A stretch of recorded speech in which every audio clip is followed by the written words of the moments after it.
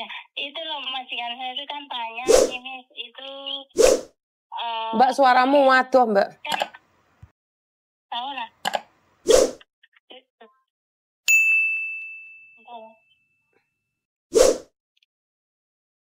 Masih jauh ya?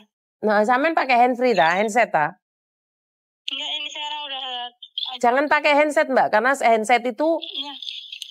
jauh suaranya. Ya udah matikan. Oh. Ya itu udah dengar ya, Miss? Kenapa? Oh, itu majikan saya itu kan mau ikut ke Indonesia kan, itu tanya gitu loh. Apa namanya? Kan 2 bulan, yang 1 bulan kan free visa itu kan.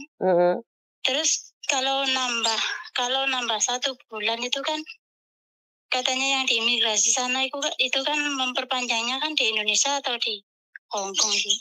Kan di Indonesia tuh kan. Ya itu kalau memperpanjang visa itu kan turun dari pesawat sana di Juanda sana, terus ngurusi memperpanjang visa itu berapa hari, berapa jam sih, Miss Yuni? Nggak bisa, Mbak. Kamu turun dari pesawat itu kan udah gratis itu. Nggak bisa diperpanjang. Duh, saya kemarin tuh kan tanya kan di imigrasi sana, itu kan cuma lupa tanya berapa jam kita nunggu gitu kan. Katanya turun kalau mau memperpanjang 2 bulan, kan 1 bulan kan 1 bulan kan free, gitu kan. Terus kalau mau memperpanjang 2 bulan, biayanya kan 500.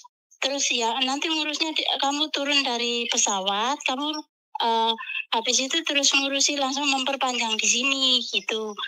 Terus saya nggak tahu, lupa itu loh, maksudnya lupa tanya berapa jam kita nunggu gitu loh. Soalnya setahu saya nggak ada, Mbak. Setahu saya nggak ada. Nggak ada. Apalagi kan kamu sama majikan kan nggak ada hubungan. Kecuali itu suamimu atau keluargamu berdasarkan surat itu bisa diperpanjang. Tapi kalau sama majikan setahu saya nggak bisa, Mbak. Nggak mungkin semurah itu juga. Nggak mungkin. Sama juga kamu waktu datang ke Hong Kong itu tiba-tiba dari Hong Kong ngecop no visa lagi, nggak bisa dong. Kamu turun dari pesawat ya udah secara otomatis mendapatkan 1 bulan. Kalau mau extend datang ke imigrasinya membawa surat-surat. Kalau kamu nikah ataupun apapun itu bisa. Tetapi kan kamu sebagai pekerja nih, penjaminnya siapa? Kamu. Sementara dia kan majikanmu. Bener nggak? Iya, kemarin saya kan tanya di imigrasi sana kan waktu kita kan 30 hari, tapi visanya yang kita beli tiketnya kan 31 itu kan, sampai 31 tanggal 31, tapi yang 31 kan kita bayar kena denda 1 juta itu kan, udah bayar. Terus sekalian saya tanya, kan kalau orang melancong itu kan ini kan yang 1 bulan free gitu. Kalau sama mau nambah 1 bulan itu gimana? Terus yang imigrasi sana itu ngomong, kamu nanti bisa memperpanjang di sini. Kamu turun dari pesawat, kamu langsung terus ngomong tambah 1 bulan, nanti biayanya bayar 500 gitu katanya. Ngurusnya di mana? Di situ nanti ada kantornya gitu katanya. Mbak sama kan sudah bertanya sama imigrasi. Tapi kan sampean belum pernah melakukannya. Bener nggak? Iya, belum. Nah, saya sudah pernah melakukannya dan sampean tanya saya jelaskan, kamu nggak percaya. Terus saya suruh ngapain? Kan Miss Yuni pernah nyoba, Wesan. Iya, saya menyampaikan yang dari omongan dari imigrasi sana. Gitu loh. Benar, imigrasi cuma ngomong aja sayang, pada kenyataannya nggak bisa.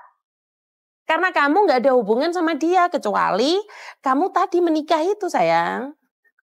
Atau kamu itu sebagai apa, atau majikanmu sebagai investor, atau seperti apa. Jadi kalau hubunganmu cuma majikan dan gadai nggak bisa. Ngerti nggak?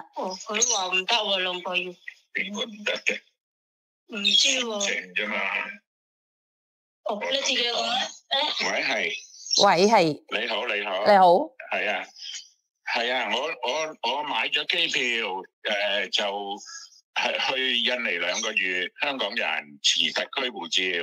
係。咁如果我經過上次去嗰陣時咧，我做多咗1日31日，咁佢就罰我錢就500蚊，即係香港錢就簽多1日。咁佢話，咁我哋臨出境嗰陣時問佢咧，佢就話即係嗰個 immigration 就話咧，你到時嚟咧就你2個月都得，可以到時落地簽證。係。就咁得唔得啊？唔係啊，因為我自己之前試下都唔得啊嘛。如果你想要2個月，但係咧你要申請係印尼領事館嗰邊。問題係你同個工人姐姐冇關係啊嘛，所以唔會派俾你咯。唔係我直情係持特區護照入境啫。我知，咁我老公都係香港人。佢冇個證明，我老公佢都入唔到印尼2個月到10幾個月啊嘛，因為印尼大可以俾你1個月。咁咪簽證啦。吓？大可以1個月噶，如果你話多1個月咧，你要申請係印尼領事館。係，即係去印尼領事館做簽證。係啊，可以2個月噶，因為印尼領事館可以派俾你2個月。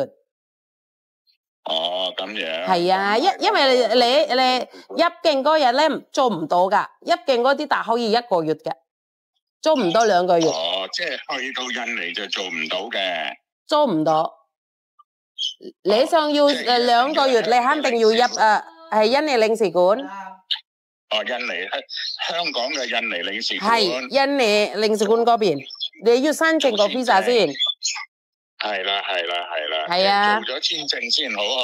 係啊。哦，即係落地簽證就唔得嘅。唔得，做唔到噶，因為我之前試過噶啦，所以點解我話做唔到？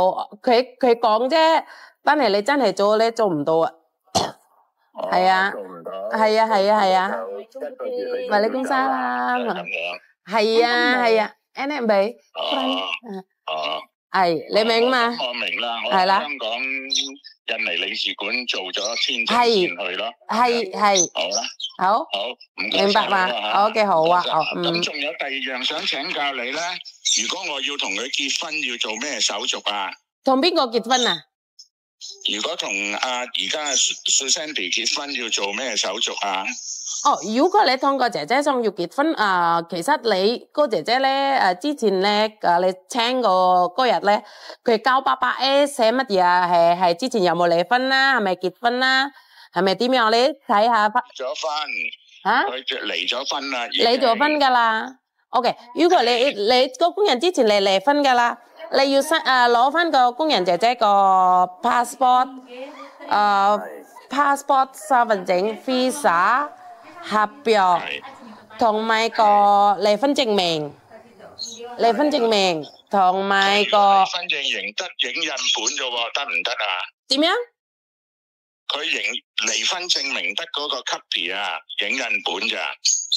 咁係 original 喺邊咧 ？original 佢當時冇留到啊，係咪要去攞翻啊？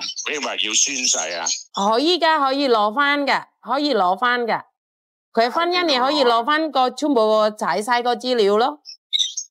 喺印尼攞翻，去攞翻。可以。然後就咁，如果喺印尼結抑或喺香港結啊？